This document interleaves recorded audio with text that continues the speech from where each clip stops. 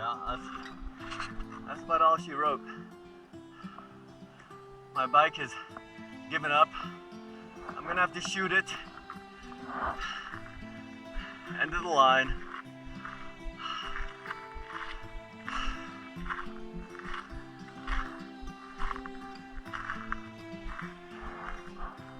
Views are nice though.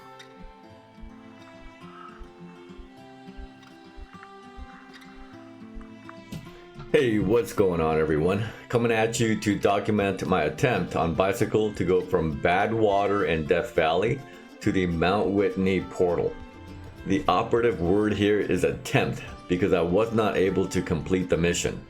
But I still want to document it so that I can relay the information to like-minded people who have maybe aspirations of doing something similar so that they can understand what to do, what not to do, or maybe how to do it better. So I'm going to start with Google Earth and I'm going to zoom in on the area of interest.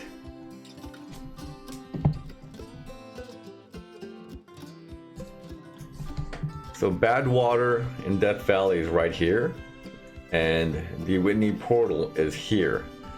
The elevation at Badwater is the lowest point in North America and I think it's like negative 284. The elevation at Whitney Portal is about 8,500 feet. Now the total mileage between the 2 points is about 135 miles.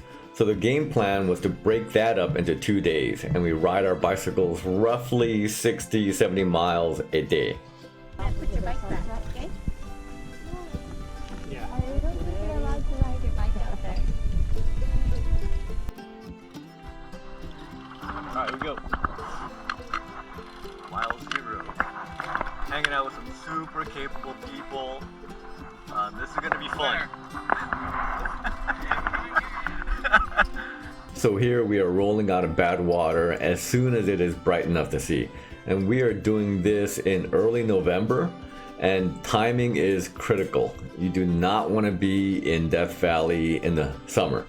Temperatures will be easily over 100 degrees and it'll be flat out miserable.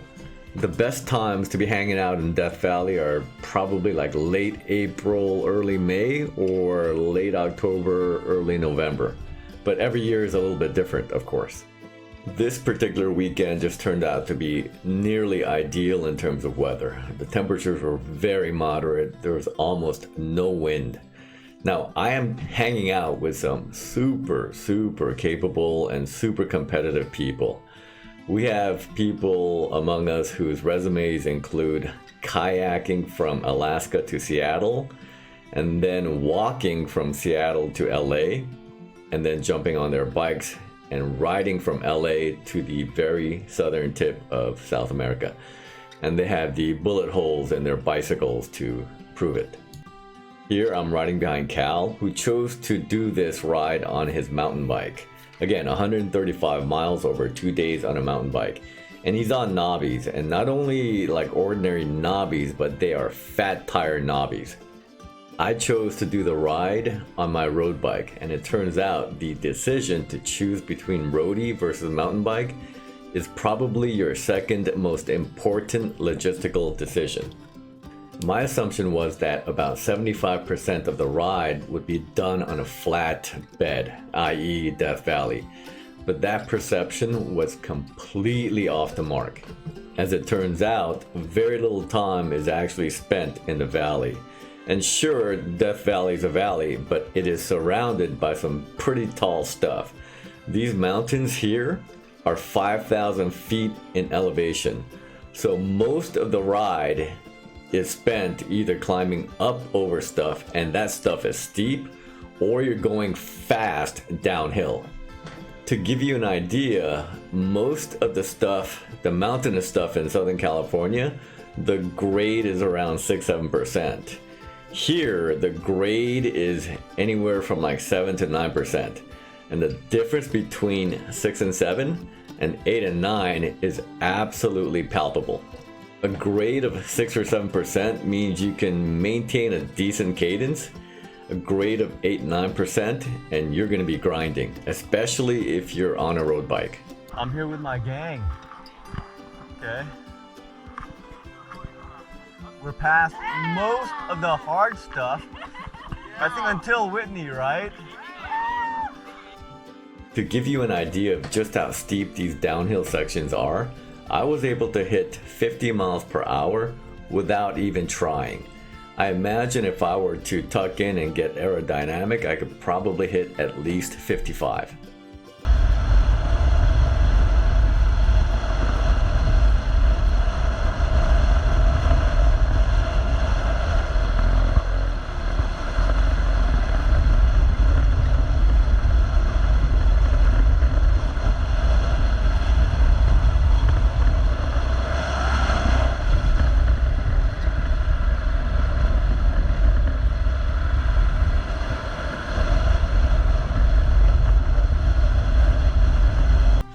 So here on day 2, we've gone up and over the mountain range that surrounds Death Valley, and we're about to roll into the 395 highway, and you can see Langley and Whitney in the background.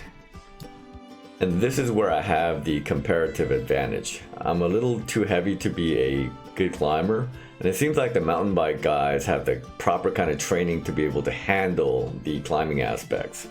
I'm more of, well, I'm a recreational cyclist, but if I had to describe my strength, it would be as a time trialist on flat stuff.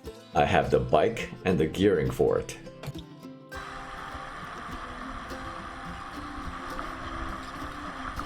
Here's the thing with putting in an effort like this. You can eat whatever the hell you want. Alright. So we started up the road.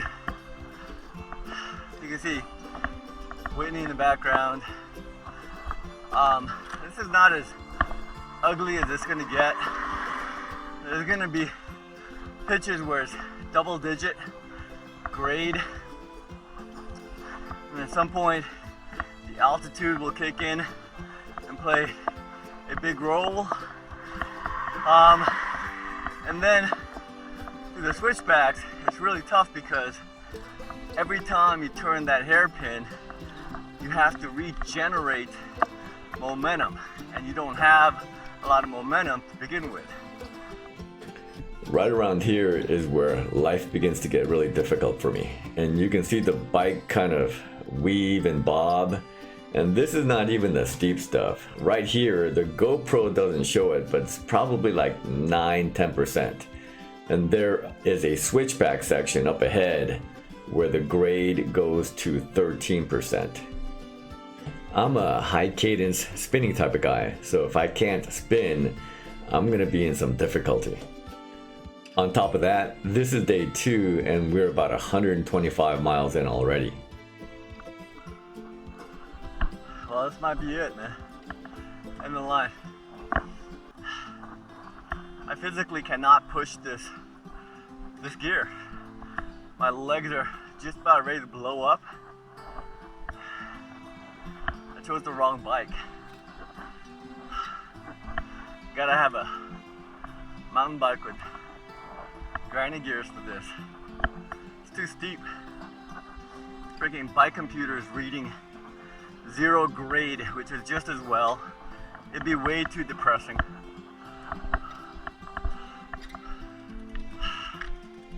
Can't push this gear. So now I'm on foot. But this ain't gonna last. I mean, how far are you gonna go with fucking bike shoes? Yeah, that's about all she wrote. My bike has given up. I'm gonna have to shoot it. End of the line. So sad to say, but this is where my adventure came to a grinding halt, both literally and figuratively. Bitterly disappointing, but there's always next year. I'm gonna go back and right the wrongs. Either that, or I'm gonna have to rename the channel Pansy Ass Voodoo. Anyways, thank you for dropping in. As always, get out there, have fun, be safe, and we will see you soon on our next adventure. Bye for now.